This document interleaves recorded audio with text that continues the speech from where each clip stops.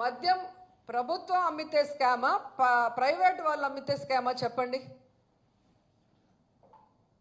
జగన్మోహన్ రెడ్డి గారు అధికారంలోకి వచ్చిన తర్వాత 43,000 బెల్ట్ షాపుల్ని తీసేయడం జరిగింది. దాదాపుగా 4,500 మద్యం పర్మిట్ రూములని రద్దు చేయడం జరిగింది.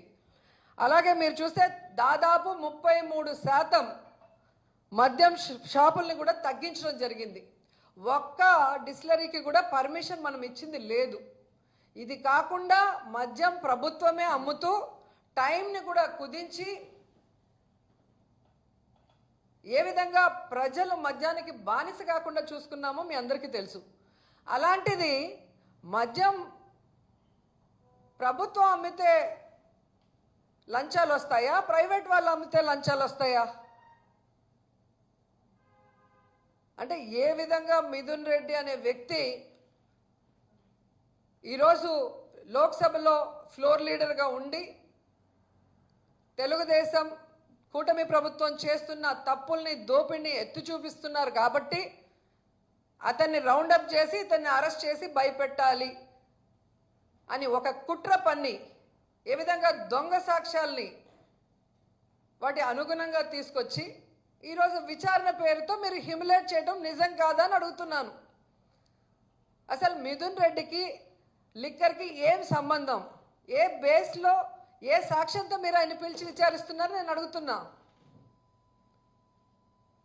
గత ప్రభుత్వంలో అంతకుముందు చంద్రబాబు నాయుడు గారు అధికారంలో ఉన్నప్పుడు విచ్చలవిడిగా ఎలా డిస్టిలరీస్కి పర్మిషన్స్ ఇచ్చారు,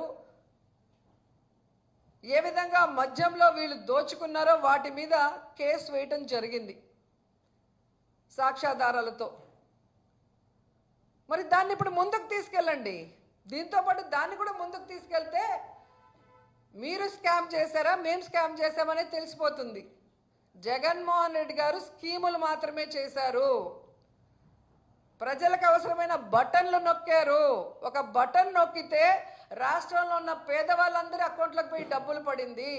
దాంట్లో ఎవరికి లంచం రాదు, దాంట్లో అవినీతి జరిగే అవకాశం ఉండదు. కానీ చంద్రబాబు నాయుడు ఇచ్చిన హామీలు ఏవి బటన్లు నొక్కకుండా కేవలం రాజధాని పేరుతో 1,00,000 కోట్ల పైగా దాంట్లో పెట్టి ఈరోజు దోచుకునే కార్యక్రమంతో ఏ విధంగా జ్యుడిషియల్ ప్రివ్యూ రద్దు చేసి, రివర్స్ టెండరింగ్ రద్దు చేసి, మొబిలైజేషన్ ఫండ్తో ముందుకు వెళ్తున్నాడో చిన్నపిల్లోడిని అడిగినా కూడా చెప్పే పరిస్థితి ఉంది. కాబట్టి ఈరోజు ఎవరో ఏదో చెప్పేస్తే జనాలు నమ్మే పరిస్థితి లేదు. ఈ ప్రభుత్వం వచ్చాక దాదాపుగా 9% అమ్మకాలు పెరిగాయి. మళ్ళా పొట్టగొడుగుల్లాగా ఏ విధంగా బెల్ట్ షాపులు పుట్టుకొచ్చాయి. స్కూల్ లేదు, గుడి లేదు, రెసిడెన్షియల్ ఏరియా లేదు, విచ్చల విడిగా ఎక్కడ పెడితే అక్కడ బెల్ట్ షాపులు పెట్టి తాగిన వాళ్ళు ఆడవాళ్ళని ఏ విధంగా రేపులు చేస్తూ, వాళ్ళ మీద దాడులు చేస్తూ, ఈ మధ్యలోనే ఎంతమంది మీద కత్తి దాడులు జరిగాయి మనమే చూసాం. ఎన్ని గృహంలో పిల్లల మీద దాడులు జరిగాయి మనం చూసాం.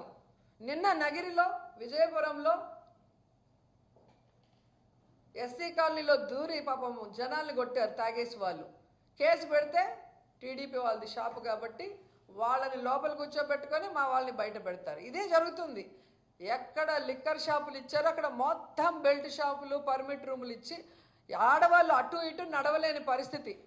ఈరోజు ఈ 11 monthsలోనే విమెన్ మీద ఎన్ని హత్యలు, అత్యాచారాలు, ఎన్ని రకాల ఘోరాలు మనం రోజు చూస్తున్నాం. వీటన్నిటికీ కారణం చంద్రబాబు నాయుడు తీసుకొచ్చిన లిక్కర్ పాలసీ కాదా అని అడుగుతున్నా.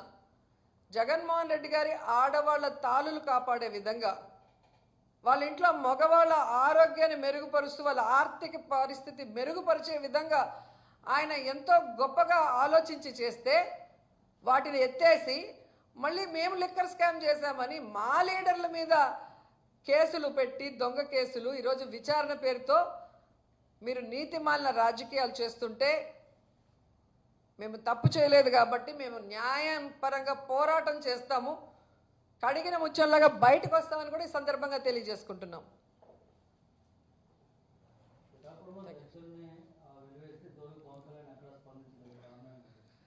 సార్, పవన్ కళ్యాణ్ గారు ఎప్పుడెప్పుడు ఛాయన్ని సీఎం చేసి ప్యాకేజీలు తీసుకుంటూ రెస్ట్ తీసుకోవాలన్న ఆలోచన తప్ప ఈ రాష్ట్రంలో ఉన్న ప్రజలకి మంచి చేయాలన్న చిత్తశుద్ధి లేదు అన్నది ఈ 11 నెలల్లో ప్రజలందరికీ కూడా అర్థమైంది.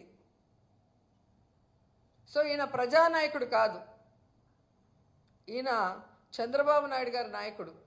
ఆయన ఎటు చెప్తే అటు ఆడటం తప్ప మరొకటి లేదు అనేది ఇక్కడ తెలుసుకోవాలి. సో ఈరోజు ఎవరైతే దళితుల్ని గ్రామ బహిష్కరణ చేసి అవమానిస్తున్నారో, ఇలాంటి ఇప్పుడున్న ఈ ఫాస్ట్ జనరేషన్లో ఎవరు కూడా పిల్లలు ఊరుకోరు.